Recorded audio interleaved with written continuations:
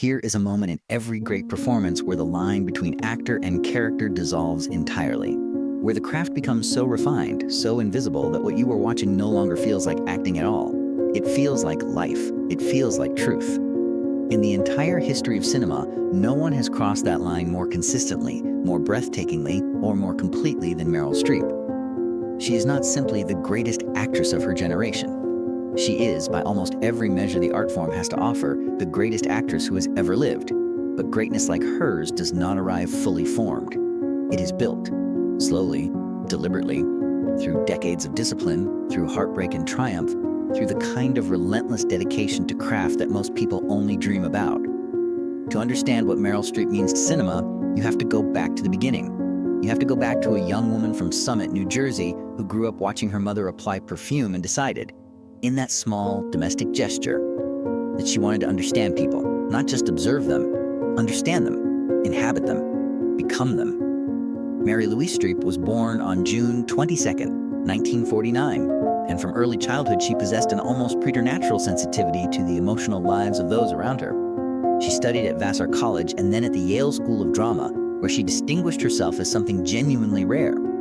A performer who combined extraordinary intellectual rigor with raw, unguarded emotional access. Most actors can do one or the other. Streep could do both simultaneously, and she could do it in any accent, any register, any emotional key. Her professors at Yale knew they were witnessing something exceptional. Her classmates knew it too. The question was never whether she would make it. The question was how large her impact would ultimately be. She arrived in New York in the mid-1970s and began collecting stage credits with the kind of quiet efficiency that would come to define her entire career.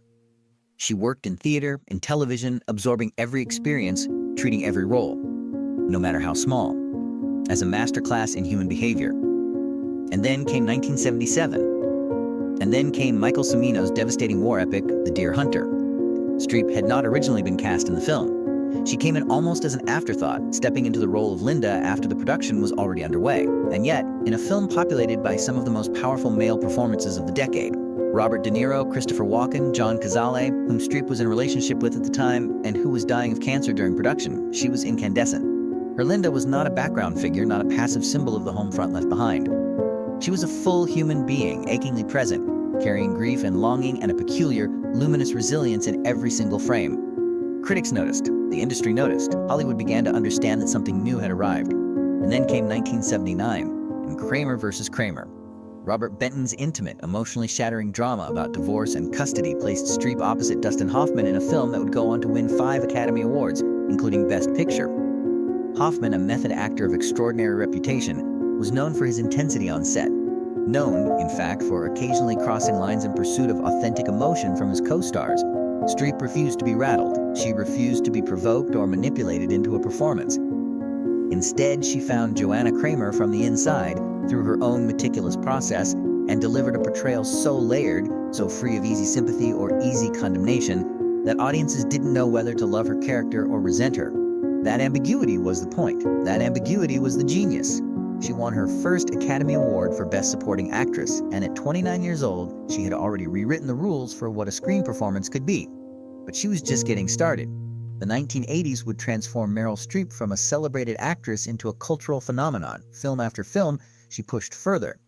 Deeper into character, deeper into the psychological complexity of the human experience, deeper into territories that other actors simply could not reach. In 1982, she delivered what many still consider the single greatest screen performance in the history of American cinema. Sophie's Choice, directed by Alan Jay. Pakula asked her to play Sophie Zawistowski, a Polish Holocaust survivor living in Brooklyn, haunted by a secret so monstrous, so annihilating in its moral weight, that it had become the invisible architecture of her entire existence. Streep learned Polish for the role. She learned a specific regional dialect of Polish. She learned German. She did this not for awards, not for applause, but because Sophie deserved it. Because the truth of that character demanded it. And when the moment of the choice finally came, when the film finally revealed what Sophie had been forced to decide on that platform in Auschwitz, Streep's performance reached a place of such primal, unbearable anguish that audiences wept not just for Sophie, but for the incomprehensible cruelty of history itself. She won her second Academy Award, this time for Best Actress. She was 32 years old. What followed was a decade of extraordinary range. In Silkwood, she played Karen Silkwood, the real-life nuclear plant worker who died under mysterious circumstances while investigating corporate negligence. Gritty, unglamorous, ferocious. In Out of Africa, opposite Robert Redford, she brought Karen Blixen's story to life with a grace and emotional grandeur that made the sweeping Kenyan landscape feel like an extension of her inner world. In Ironweed, she played a broken woman surviving on the margins of society, her voice cracked and raw, her body language collapsed inward in a way that seemed to defy the very concept of movie stardom. In A Cry in the Dark, she adopted an Australian accent so precise, so deeply researched, that Australians themselves were stunned. She seemed to have no limitations.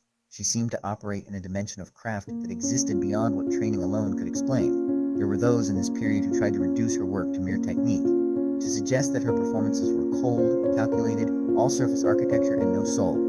It was a criticism that said far more about the critics than it did about Streep. Because if you watch those performances carefully, if you sit with them and let them breathe, what you find underneath all that technical mastery is something ferociously alive. A woman who cared desperately, almost obsessively, about the truth of every character she played. The accent was never a trick. The research was never a performance of effort. It was all in service of one thing: getting as close to the real person, the real feeling, the real human truth as art would allow. As the 1990s arrived, Streep continued to evolve.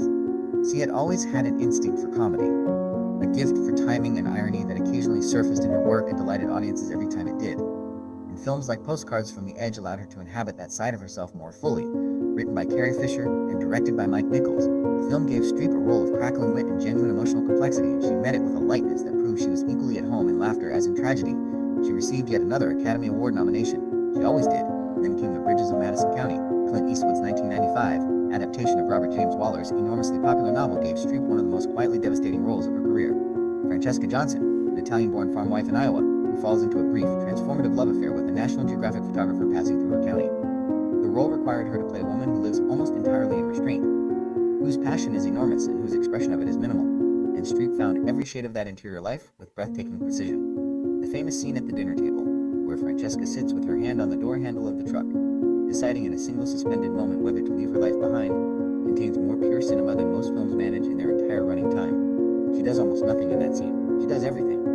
It earned her yet another Academy Award nomination and reminded the world, as if any reminder were necessary, that no one alive understood the grammar of screen acting the way she did. The 2000s brought a new generation of audiences to Meryl Streep, and she met them on their own terms without surrendering a single inch of her artistic integrity. In 2006, she appeared in The Devil Wears Prada as Miranda Priestley, the glacially formidable editor of a Vogue-like fashion magazine, and gave a masterclass in the art of understatement. Where another actor might have played Miranda's cruelty with theatrical relish, Streep made her terrifying through absolute stillness, through the drop of her voice to a near whisper, through the half-second pause before a devastatingly quiet dismissal. The performance became a cultural touchstone, endlessly quoted and endlessly imitated, and remains completely inimitable, because what Streep does can be described but never duplicated. She received, naturally, another Academy Award nomination. In 2011, she disappeared entirely into the iron will and tragic late-life dissolution of Margaret Thatcher in The Iron Lady, winning her third Academy Award, a record that no actor in history, male or female, has ever matched. 3 Academy Awards, 21 nominations, numbers that belong not to a career in film but to a kind of ongoing argument that the entire industry has been having with itself for 5 decades about what acting can be, what it should be, and who has taken it furthest. 21 nominations.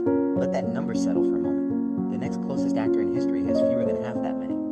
Streep has been nominated in every decade since the 1970s. She has worked with directors ranging from Sidney Pollack to Steven Spielberg, to Jonathan Demme, to Nora Ephron, to Stephen Frears. She has played real people and imagined ones, heroines and villains and everyone in between, Americans and Europeans and Australians and Poles and Danes. She has sung magnificently in Mamma Mia. She has made people laugh until they cried and cry until they could no longer breathe. She has never given a lazy performance. She has never phoned one in. In 5 decades of work across more than 80 film and television roles, she has brought her complete, uncompromising self to every single character she has agreed to portray.